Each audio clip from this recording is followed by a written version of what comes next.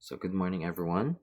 So, ngayon ay magkakaroon lang tayo ng quick discussion pagdating sa National Artist Criteria and Privileges natin. And of course, kasama na rin dito yung National Artist for Music natin. So, pag-aaralan natin yung mga yon. So, una muna natin dito, yung National Artist Criteria and Privileges muna. So, first one, National Artist. So, what is National Artist? So, sinasabi lang naman dito, papaikliin ko na lang class ha. So, National Artist is Filipino who is honored for making great contribution to the Philippine arts and culture, no? So, yung title na National Artist, ibinibigay yan ng ating, or dinideclare yan, or dinideklara yan ng ating president. Or nagkakaroon ng presidential proclamation and recognizes pagdating sa, excellence sa different fields like music, dance, theater, ano pa ba yung mga nakalagay dyan? Literature, films and broadcast, arts, and other related pagdating sa arts natin, no? Pag sinabi natin na national artist, ipinoproclaim, dinedeklara ng ating presidente, no? Hindi pwedeng ikaw lang yung magde-declare niyan. Hindi pwedeng sasabihin mo, dead sa basher, national artist ako kasi may nilikha akong magaling ako dito sa part na to. So, hindi. No? So, pagkakaroon or pagiging national artist natin ay binibigay yan ng ating presidente. And of course, sinasala yung mga yan. No? Ayan. So, next one. National Artist Awardees are those who have been proclaimed, no? And recipients of the Grand Collar to make up the Order of National Artists.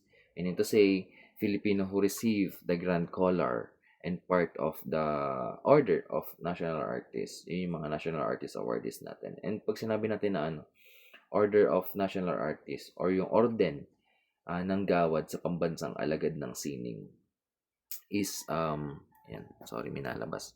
Yung highest award, no?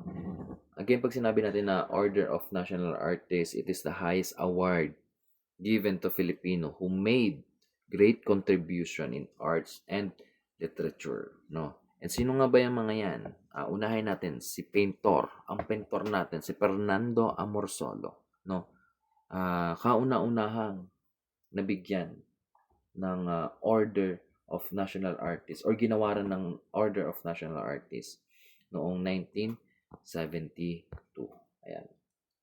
So, it is jointly administered or pinagkasama natin dito yung National Commission for Culture and Arts or yung NCCA and the Cultural Center of the Philippines or yung CCP natin and is conferred by the President of the Philippines upon recommendation by both institution, no? So, dito naman, alamin naman natin kung ano nga ba yung mga nagiging tawag dito, proseso para magkaroon tayo ng nomination pagdating sa ating mga national artists yan. Yan, napa-OA sa laki. Yan. So, yun. First one natin, step 1, no? Ang step 1 natin ay nagkakaroon ng announcement, no? The Order of National Artists Secretariat, the CCP or yung NCCA natin, announce the opening for nomination. Meaning to say, ang NCCA daw at CCP ay nag-a-announce na bukas na ang nomination para sa national artist na to, no? And number 2, NCCA and CCP receive nominations. Nagkakaroon ng screening and delivery, no? Meaning to say, ang mga nominations daw ay, kumbaga tinatanggap. Kapag nagkaroon na sila ng announcement, of course, tinatanggap na nila, sinusuri na nila, at tinidiscuss ng NCCA at CCP kung sino nga ba yung mga karapat-dapat, no? At kung sino nga ba yung may mga dapat lang or karapat-dapat, tama na yung word na yun, karapat-dapat, no? So, number 3, NCC, submit a list of recommendees to the President. Submission to the President. Gumagawa sila ng mga listahan ng mga, kumbaga, rekomendado. At of course, pinapasa nila to sa Pangulo. Hindi naman pwedeng ang NCCA at CCPA basta-basta na lang magpapasa ng mga, kumbaga, nasala nila ng mga, sabihin natin na applicant for national artists, no? So, hindi. So, sila sala nila kung sino nga ba yung mga karapat-dapat lang. At ipinapakita nila ito sa ating Pangulo, no? Number 4, so President Proclamation, yan. Dito na nagkakaroon ng proclamation. Yung Pangulo natin or yung uh, uh, President ng Pilipinas is magkakaroon ng pagdedeklara or proclamation kung sino nga ba yung mga opisyal na magiging national artist natin, no? Again, hindi pwedeng mga tao lang ang pwedeng or magsasabi na ikaw ay magiging national artist. Hindi. So, isinasala yan, nagkakaroon tayo ng nomination, tinitignan ko sino yung karapat-dapat, ipinapasa sa presidente, at pipili ang presidente at magde-declare siya, no? Kung sino nga ba yung mga official na magiging national artist natin. And last one, number 5. So, conferment ceremony, no? Isa sa mga seremonya para formal na igawad yung mga Order of National Artists na yan, no? Nagkakaroon tayo ng seremonya para may bigay or kasama na rin yung Grand Collar na tinatawag natin. Yung Grand Collar na yun yung binibigay sa ating national artist para mas parang katunayan na sila ay pinangarangalan na national artist. Parang award kumbaga, no? Oo nga pala, para malaman ko kung talagang nakikinig kayo dito, no? So, gusto ko mamayang sabihin natin na 7 p.m. Yan, 7 p.m. No? Magcha-chat sa sa GC. Ay, hindi pala. Ako pala ang magcha-chat and then kayo yung magre-react. No? Magre-react kayo doon ng angry. No? Sasabihin ko sa inyo mamaya kung ano yung i-chat ko. And then, pag nag-react kayo doon ko lang makikita or malalaman kung sino yung mga present lang, no? Sa araw na 10, sa discussion natin ngayong araw. Gets? Nuggets. Ayan. So, tapos na tayo dito sa nomination of, tawag dito, announcement of nomination. Ayan. No? Ayan. So, dyan. Ayan na. So, napaway sa laki. As one of the honor of the Philippines, it embodies the nation's highest ideals in humanism and aesthetic expression through the distinct achievement of individual citizens. According to the rules of National Commission on Culture and Arts, the Order of National Artists should be conferred every 3 years, no? So bakit every 3 years?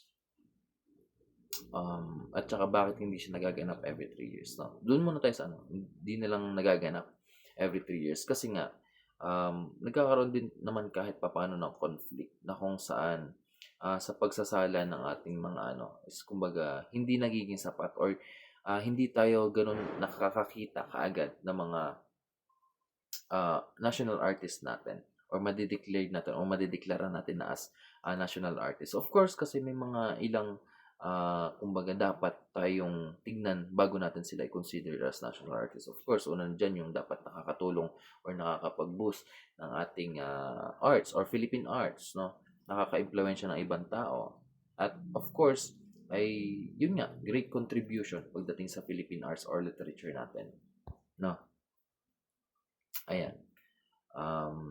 Sinasabi dito the National Artist Awardee or the award was created in 1972 Presidential Proclamation number 1001 to honor Filipinos who made outstanding contribution to the Philippine arts and literature. Ayan. So, ulit-ulit lang, sir. So, criteria. Ayan na. Ang mame. So, tablet ari lang kapatid ko, ha. Ayan. Baka isipin niyo naman ang sir masyadong malambing na ang mame. No. So, criteria for the order of excuse me po. Pasensya na kayo. Medyo masama pa ang lasa ng Sir Jose. Medyo hindi pa ako kayang pakaramdam. Pero kahit ganon, tuloy ang discussion. So, criteria for the order of national artists. So, number 1. So, the award is for Filipino artists, syempre. No? Hindi naman pwedeng national artist natin Chinese. Hindi naman pwedeng national artist natin Nigerian. So, kino-consider natin na dapat ang magiging national artist natin Pilipino, no? Whether alive or patay na after 1972, no? Their work must help, number 2 yan, their work must help build and show Filipino identity and pride, no? Number 3, ayan. So, artists who started, no, or pioneered in a mode of creative expression or style, no, started a new style or form of art that influence, no, generation of artists or yung future artists natin. Number 4, artists who produced many excellent work and showed consistent excellence, making Philippine art richer, no? Kumbaga, sinasabi nga naman dito dapat na ang criteria natin pagdating sa national artist natin is may kagalingan or excellence pagdating sa kanilang work na yon, no? Ah, consistent excellence na hindi lang dapat sa una lang magaling.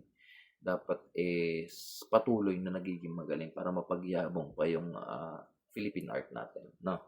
So, number 5, isa pa dito yung criteria natin for the order of national artists. Of course, artist kinikilala at ginagalang sila sa pamamagitan ng sa paanong paraan. So una, winning prestigious awards in the Philippines or abroad, no? Prestigious national or international recognition, getting positive reviews for their works. No, hindi naman pwedeng ang magiging national artist natin ay walang positive review pagdating sa kanilang mga likha or kanilang mga artworks na yan. So of course, panghuli din dyan ay yung respect and esteem from peers, earning the respect of fellow artists, no? Hindi naman pa pwede na ang maituturing natin na national artist ay hindi kagalang-galang, no? At hindi ginagalang ng kapwa niya artist. So, yun. Isa yun sa mga tinitignan natin na dapat, kumbaga, dapat tangkilikin or criteria ng national artist natin, no? And the following privileges are provided to those conferred with the Order of National Artists, no? Meaning to say, ang pagkakaroon daw ng titulo ng national artist nga ay binibigay nga na or dinedeklara nga ng ating president. And of course, the national artist ay meron ding gold-plated medallion, no? Minted by the Bangko Sentral of Pilipinas or yung BSP natin. And citation of course, no? Ayan. So, pakita natin sa inyo kung ano nga ba yan. Ayan. So, mas maganda siguro pag nakaganto na lang. Ayan. Pwede naman palang ganun. Ayan. So, yan. Ito yung insignia na tinatawag, no?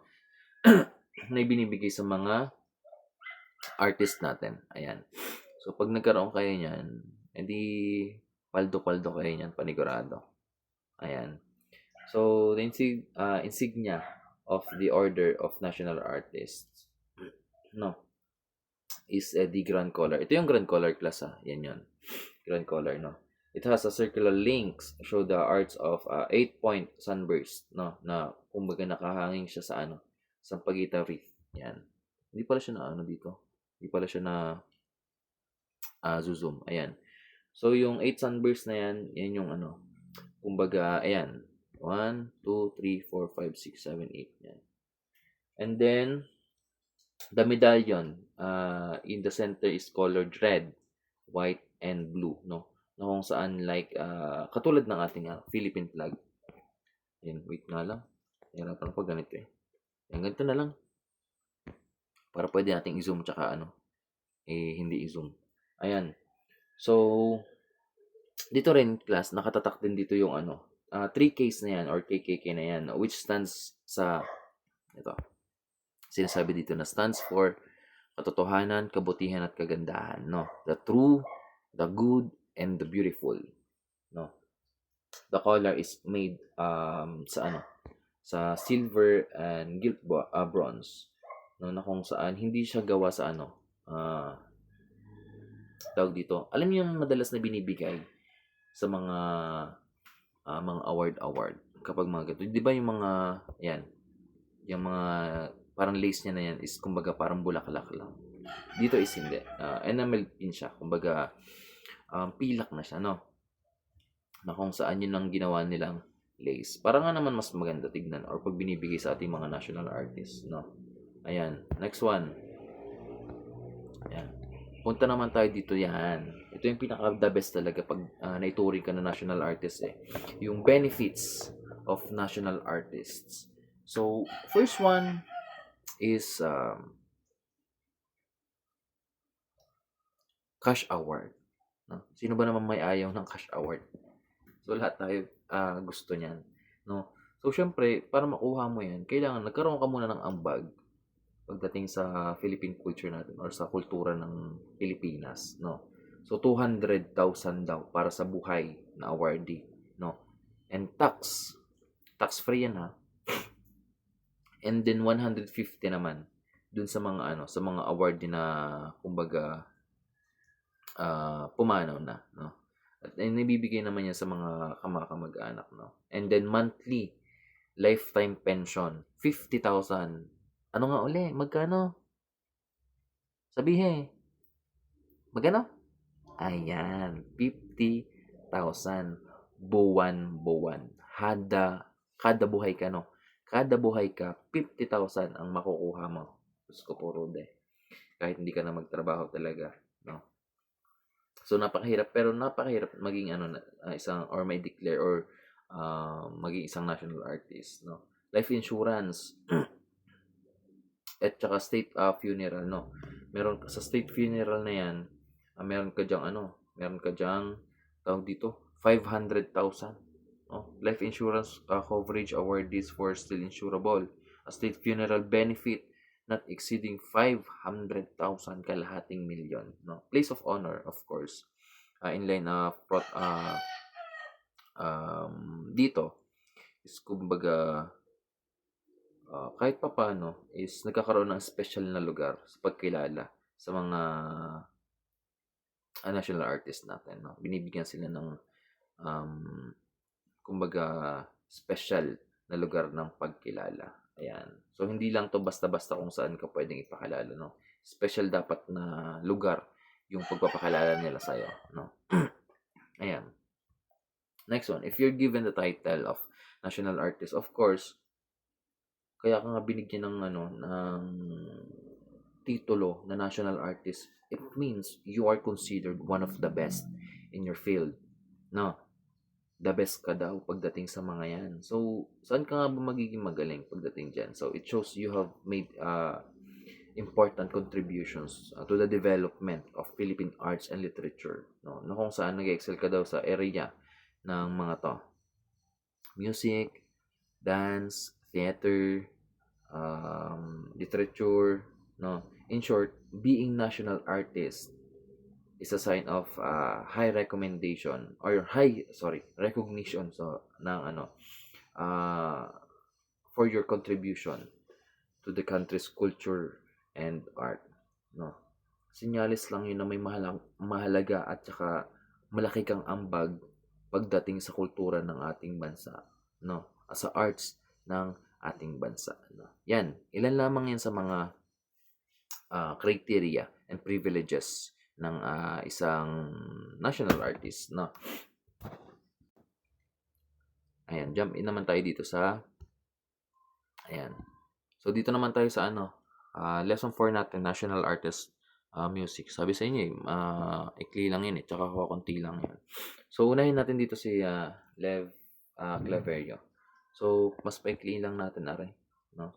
So para mas madali nyo maintindihan. So si Lev Claverio isang henyo daw siya pagdating sa musika, no? Na nag-iwan ng pinakamalaking ambag sa kulturang Pilipino. And of course, na pasalig din siya sa Guinness Book of World Records, no? Na kung saan siya yung bukod tanging tao na nakatugtog ng musika gamit lang ang isang dahon. No, naituring natin siya na national artist. Imagine, tumugtog ka gamit ang dahon, no? Naging national artist ka na. And of course, ito isa sa mga naging famous songs pa niya yung Pasko na naman. Yan. Pasko ay sumapit na, kahit konting pagtingin. Ayan. Yan yung mga ilan sa mga likha pa niya na. Bukod sa diniklara siya ng isang tao na nakagawa ng musika gamit ang dahon, no? So, ikaw kaya, pag magiging national artist ka kaya, ano kaya yung kaya mong patugtugin? Or ano kaya yung mga bagay na hindi pa nadidiscover, no? Na kaya na gamit sa pagtugtog, na ikaw lang yung makakalikha, no? Ako siguro mga yung tablet na to, yung ihipan ko para makagawa ng music. Kidding aside, yan. So, siya si Lev Claverio. Ito siya. Yan. Ayan. So next one, pasok naman tayo kay Hernani Jason Cuenco, national artist for music noong panahon ng 1999. So, sa isang composer, film scorer, musical director, of course, guro din pagdating sa musika, no? Teacher, sinasabi diyan na music teacher, no? Sinasabi dito na gumagawa daw siya ng napakagandang mga awitin, nagpapakita ng Filipino sense of musicality. When we say Filipino sense of musicality kasi, ito yung mga kakaibang ganda, damdamin, tsaka style ng music or musikang Pilipino na madaling makilala at kumbaga naiiba sa ibang bansa. Ayan. So, yan si Cuenco. No. And of course, ito yung mga ito yung mga songs niya and ballad, no. Include na diyan yung kasama diyan yung kahit na magtiis, ayan. So the latter songs shows how Cuenco has enriched the Filipino love ballad by adding the elements of kundiman. No. Pag sinabi natin na elemento ng kundiman or elements ng kundiman, ito yung traditional na awit ng pag-ibig, no? Traditional na awit ng puno ng damdamin or pagmamahal sa tao. And of course, hindi lang sa tao, pati na rin sa bayan, no? So dahil sa kanya, of course, nagkakaroon ng mga Pilipino ng pagmamahal or dahil sa mga likha niya is yumayabong or mas nagiging malago yung kanta or Filipino love ballad natin, no? Ayan. Next one naman natin si Felipe De Leon. Si Felipe De Leon is a composer, conductor, and scholar. When we say composer nga again, pag sinabi natin na composer, tagapaglikha sila ng music, no? Conductor, hindi ito yung mga namimigay ng ticket sa sa bus, no? When we say conductor, ito yung mga namumuno sa orchestra or choir. Ayan, gets? When we say conductor, sila yung namumuno ng orchestra or pagdating sa choir, no? Scholar naman, kaya siya tinawag na scholar din, of course, isa siya sa mga mananaliksik or scholar pagdating sa musika, no? Kumbaga yung kanya naging mga naging likha is boses at damdamin daw at pangarap ng mga Pilipino, no? Mapapapanahon ng digmaan o kapayapaan, no? Kaya tinawag siyang the epitome of people's musician, no? Kumbaga dahil sa musika niya, no, yung music niya yung sumasalamin sa kalagayan ng mga Pilipino, no? Ayan. So sinasabi din dito na ito yung mga orchestral music niya, no? Makiling, ayan. When we say naman orchestral music, ito yung mga instrumento na pinagsasama-sama, iba't ibang instrumento na pinagsama-sama sa paglikha ng music. And about naman sa choral music, when we say choral music, ito yung himig, yung tono ng pagkanta, kung paano nila gawin or awitin ng isang kanta, no? For example, dun sa Ama Namin, so nilapatan niya yun ng tono, ng himig, at ng pagkanta, sorry. No, pero it doesn't mean na hindi siya yung mismong lumikha ng kanta na yan, ha. Yung Ama Namin na yan is kumbaga nilapatan niya lamang ng kumbaga tono or himig nga para mas makilala, no. And then yung Ama Namin kasi is isa siyang prayer, galing siya sa Bible natin, no. Gets? Ayan. Francisco Feliciano naman. Si Francisco Feliciano naman ay isang kumbaga mga awit, choral compositions, no. Isa siyang tawag dito.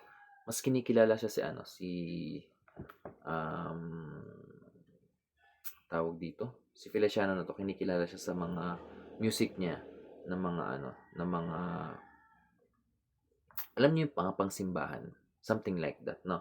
No, yung ang kanyang mga choral composition or when we say choral composition, awit para sa sa mga choir, yung madalas inaawit ng mga pinakamahuhusay na choir, no.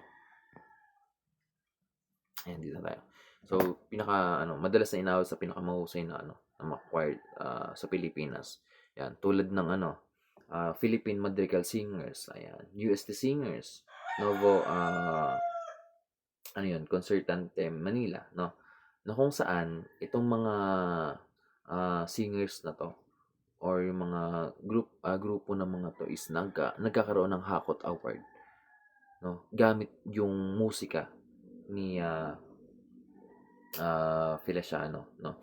Dahil sa kanila, of course, dahil sa kanya, dahil sa kanyang mga likha, no, nananalo yung mga choir na to at maraming international awards na nakahakot yung mga to, no? So sa madaling salita, yung mga tawag dito, likha o work ni Feliciano is nag-aangat sa musikang pansimbahan ng mga Pilipino sa buong mundo. Kaya siya naituring na national artist, no? Kasi kahit hindi siya yung mismong kumbaga nagpe-present ng mga kanta, dahil pa rin sa likha niya yon or dahil sa yung mismong piece of art niya or yung mga kanta niya is nare-represent sa ibang bansa at nagkakaroon ng Hakot Award yon, no?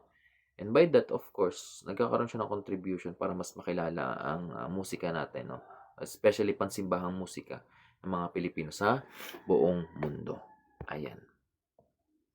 Next one naman natin, si Lucrecia R. Casilag, no? National Artist for Music, 1989. So, she introduced the artist fusion of traditional and modern music in Philippines. Meaning to say,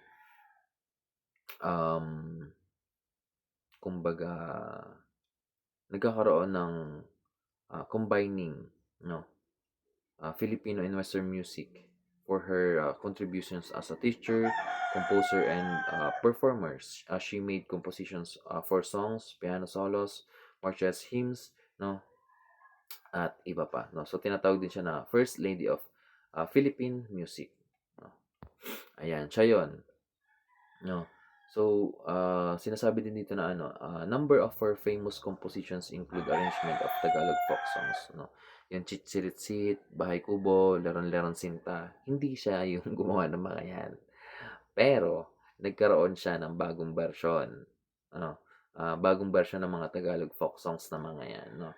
So, paano nga ba siya nagkaroon ng bakit nga ba siya itinuring? Of course, pinag-ayos siya dahil sa mga binago niya, yung mga traditional na kanta para mas yung mga kantang Pilipino is mas maging akma sa modernong musika. And of course, hanggang ngayon, patuloy pa rin natin itong tinatangkilik ng mga Pilipino. And imagine, ganyang katagal, pero yung kanta na, kumbaga, binago niya or nagkaroon ng modification dun sa kanta na yun is daladala pa rin natin hanggang sa ngayon. No? Ayan. Kumbaga, may iniwan siyang legacy. Ayan. Kasi, masayada naman tayo. National Artist for Music, 1997. So, si Jose Maceda is kumbaga, sinabi dyan na composer, musicologist, teacher, and performer, no? He deeply studied the musicality of the Filipino and then dedicated his life to understand and promoting traditional Filipino music. Nagkakaroon din siya ng research and field works na kung saan nagko-collect siya ng iba't ibang records ng music from remote villages and islands, no? Imagine, hindi lang siya about sa nagsusulat. Kumbaga, hindi lang siya lumilikha, pati na rin nagsusulat and nag-aaral pa rin, no? Para mas maintindihan ng mga Pilipino and foreign scholars yung Philippine traditional and ethnic music natin, no? Kaya sila na ituturing na, kumbaga, national artist is yung ginagawa kasi nila is hindi lang para sa kanila but also para din sa mga Pilipino at saka sa mga ibang tao na gustong makilala ang ating kultura or Philippine traditional and ethnic music na yan. So, siya yun. No? Ayan. Next one natin. Ayan. Next one naman is Antonio Molina, no? National Artist for Music, 1973, no? So, at a young age, he mastered the violoncelo and became a soloist at the Manila Grand Opera House. So, known as the Dean of Filipino Composer, no? Kaya siya tinawag na Dean of Filipino Composer because he was one of the most respected and influential figures in Philippine music. Meaning to say, dahil nga sa edad na 1973, kumbaga, tingnan nyo dito ha, 1973, isa siya sa mga tinitingala at nirerespeto ng mga artist natin. And malamang sa malamang is kaya tayo nagkakaroon ng mga magagaling din na national artists pagdating sa music is dahil sa kanya. No? Nagkakaroon sila ng inspirasyon pagdating kay Antonio Molina. Kaya may malaki siyang ambag pagdating sa musika. No? And ito yung mga most familiar composition is Hating Gabi, Serenade for Solo Violin and Piano Accompaniment. No? Ayan. Ito yung ilan sa mga work niya. Ayan. So, punta naman tayo kay Lucio de San Pedro. No? National artist natin. Noong 1991. Siya isang master composer, conductor at teacher, no. Kumbaga ang kanyang music ay nagpapahayag ng folk elements sa folk elements ng kulturang Pilipino. Pag sinabi natin na folk elements, ito yung mga katutubong tunog, no. Katutubong tunog or yung katutubong tema. No, of course, nagiging malaking bahagi ng civic culture sa Pilipinas. And dahil sa pagtuturo and of pagtulong sa mga town bands, naging naging outlet daw ito ng mga kabataang musikero. No. And when we say civic commitment, no, his civic commitment and work with town bands have significantly contributed to the development of civic culture Filipino communities and open creative outlet for young Filipinos. Kagaya nga nabanggit ko sa inyo, no, na kumbaga dahil sa commitment niya na yon. Pag sinabi class kasi natin na civic commitment, ito yung dedikasyon ng isang tao na makatulong sa isang komunidad or sa isang lipunan. Para bang hindi lang siya gumagawa para sa sarili, kundi para din sa ikabubuti ng bayan at sa kapwa niya, no? Kaya nagkakaroon siya kaya yun yung naging way para ma-consider siya na national artist natin, no? Kasi ang kanyang mga art or musika niya is hindi lang para sa sarili niya, para na rin sa mga future or young artist natin. And of course, may malaking impact yun sa pagpapalago ng ating kultura or musika, no? Philippine art or Philippine music. Kaya dineclare din natin siya na national artist. Next one, si Ramon P. Santos. So, si Ramon P. Santos naman isa ding composer, conductor at saka musicologist, no? So, pinuno ng sinasabi dyan na country's foremost exponent of contemporary Filipino music. Ibig sabihin, isa siya sa mga pinakakilala at pinaka-ma-impluensyang tao sa Pilipinas sa larangan ng modern Filipino music na yan, no? Ayan, kumbaga, pinakakilalang gawa niya yung sa Panaghoy, no? Wherein dito sa Panaghoy nito, inialay niya ito kay Benigno Aquino Jr. na naging inspirasyon sa EDSA People Power, no? Na kung saan yung mga musika kasi niya is ginagamit niya yung musika niya bilang isang tawag dito, boses ng mga mamamayan, no? And of course, by that, magkakaroon ka ng malaking ambag sa lipunan natin. And dahil isa sa mga naging inspirasyon niya ng ng mga EDSA People Power natin, no? Ayan. So, next one. So, si Andrea Veneracion naman. So, National Artist for Music, 1999. So, Andrea Veneracion, she is highly respected because of she was an excellent pagdating sa choir master and choral arranger, no? Founded the Philippine Madrigal Singers, one of the most famous choirs yun in the country natin. Helped develop Philippine choral music, no, making it more known and appreciated. And nagturo din siya sa UP College, no, of music, and serve honorary chair of the Philippine Federation of Choral Music, no. In short, tawag dito. And isa pa pala dito, yung nakalagay din na na she also organized a cultural outreach program, no, sa mga iba't ibang lugar, exposure to provinces. So, more people could learn and enjoy the music, no. So si Andrea Veneracion is recognized for her leadership in choirs, teaching, and of course, kasama na rin dito yung last ko na nabanggit, yung promoting Philippine choral music, no? Ayan. So, sunod naman natin dyan si Antonio Benaventura. So, si Antonio Benaventura ay isang national artist for music noong 1988. No? So, si Antonio Benaventura is nag-compose ng mga songs and musics for solo instruments, orchestras, and symphonies. No? His music was based on Filipino folk songs from different ethnic groups and conducted and na-restore niya daw yung Philippine Army Band, making it one of the best military bands in the world, no. Ayan. So Benaventura is kilala sa pagko-compose ng music na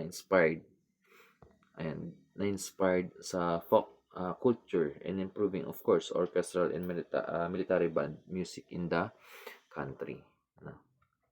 So si Fuentes naman, si Jovita Fuentes, so bago si Lea Salonga, ito muna si Jovita Fuentes ang kinilala, no, or pagdating sa international opera star or first Filipino international opera star, no, and famous for playing Shosho-san in Madame Butterfly in Italy, no. And nagkaroon din siya ng kumbaga pinagtrabahuhan niya talaga ng maigi, no, work hard to promote opera in the Philippines and founded the Artist Guild by the Philippines, which organized tour called Tour of Operaland, no. So hindi lang naman siya basta-basta kumbaga nagpo-perform, no. Ito rin yung kumbaga kinikilala din siya kasi sa ibang bansa wherein yung mga roles niya kagaya sa Europe yung Liu in Turandot, Mimi in La Boheme, and by this of course, tawag dito, kumbaga mas kinilala na rin siya, no, na sa ibang bansa na in recognition of these achievements. Kumbaga she was given na award doon sa Embajadora de Filipinas sa Madrid Patria for sa mga achievements na yan. Meaning to say, para mas madali natin maintindihan, si Fuentes is kumbaga nakikilala as the first Filipino opera star on the international stage and pioneer in promoting opera in the Philippines, no.